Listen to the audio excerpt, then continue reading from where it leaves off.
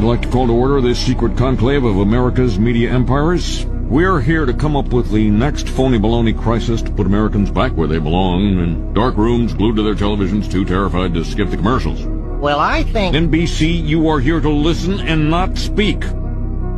I think we should go with a good old-fashioned public health scare. A new disease. No one's immune. It's like the summer of the shark, except instead of a shark, it's an epidemic. And instead of summer, it's all the time. That is hopeless. Now, I hate to be the guy who derails what everybody else loves. He loves being that guy. But, Janice, we do have standards. This can't be a made-up disease. The only moral thing to do is release a deadly virus into the general public. We do have something we've been holding on to, but it hasn't been tested. Get over here, NBC. Well, we certainly believe in testing, but Wow. Oh, yeah. So, we've got our deadly disease.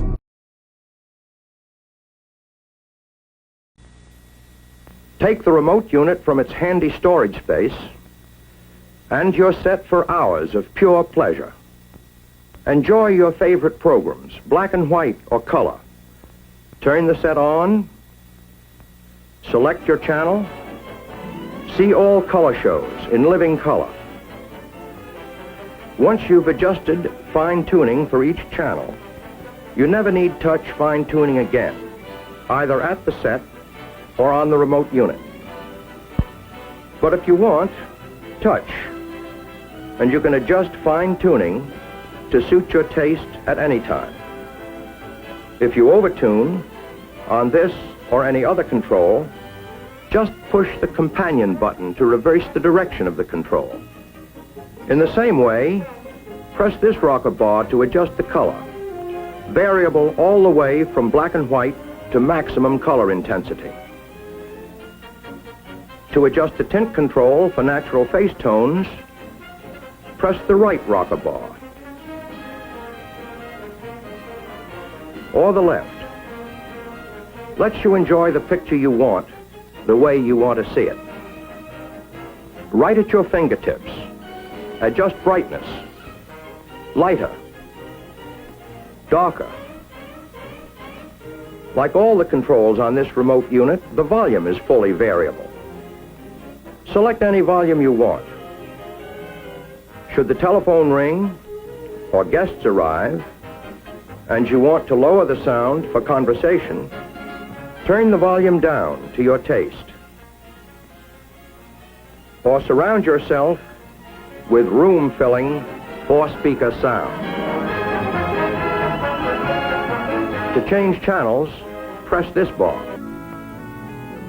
See all regular programs in crisp, clear, black and white.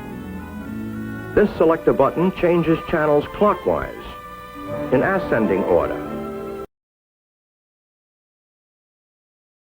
30 years this month since one of the biggest disasters in British business history. Gerald Ratner created the world's largest chain of jewellery stores, and in one speech, he destroyed it.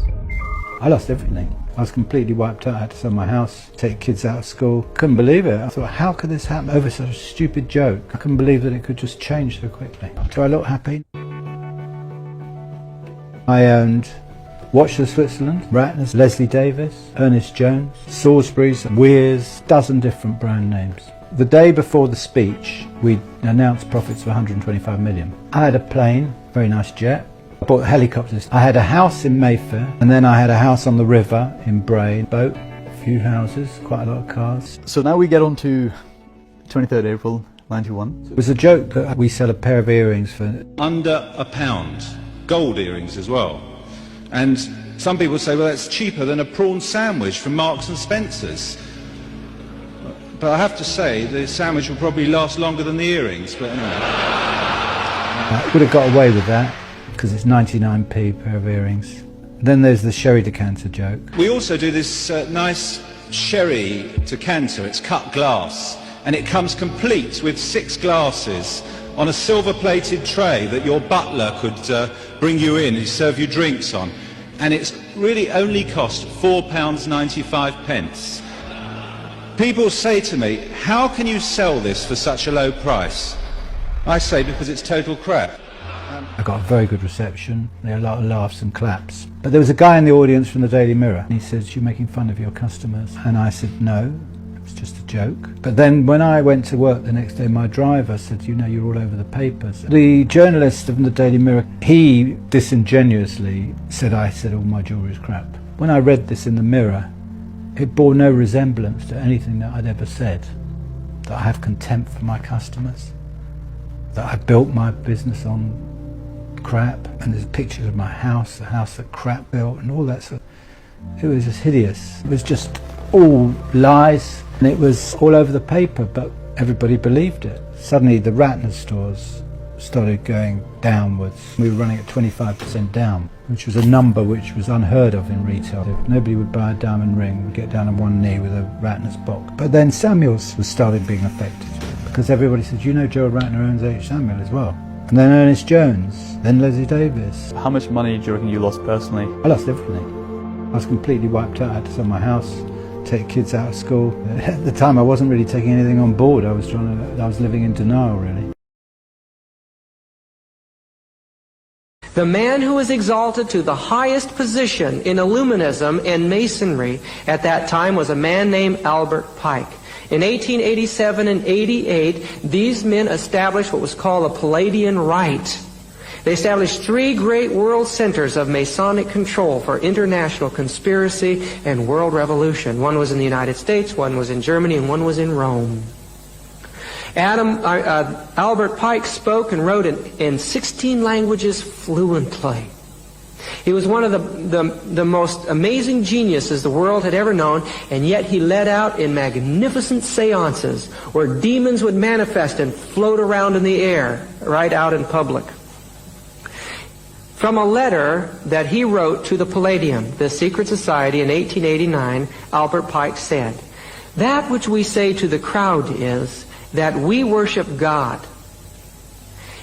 But," and he's saying, "but it is the God that one worships without superstition." You see, the God of human reason.